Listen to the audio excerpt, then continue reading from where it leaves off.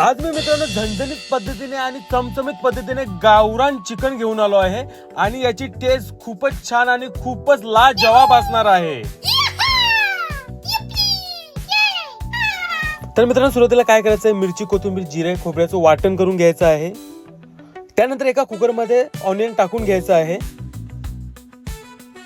त्यानंतर त्यात आपल्याला ऑइल ऍड करायचं आहे। ऑइल ऍड करून झाल्याच्या नंतर त्यात खडे मसाले ऍड करायचे आहेत आणि खडे मसाल्याच्या नंतर त्यामध्ये आपल्याला ब्लॅक पेपर ऍड करायचं आहे, जिरा पावडर ऍड करायची आहे आणि धने पावडर ऍड करायची आहे।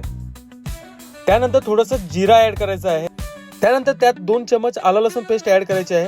त्यानंतर पूर्ण वाटण तो ऍड करून घ्यायचा आहे। त्यानंतर ग्रीन वाटण ऍड करून घ्यायचं आहे। नंतर त्यात 1 केजी चिकन ऍड करून घ्यायचं आहे।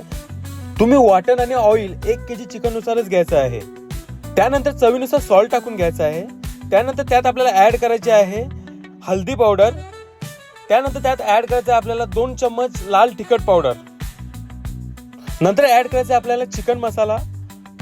त्यानंतर त्यात पाणी ऍड करून कुकरची 2 शिटी घेऊया।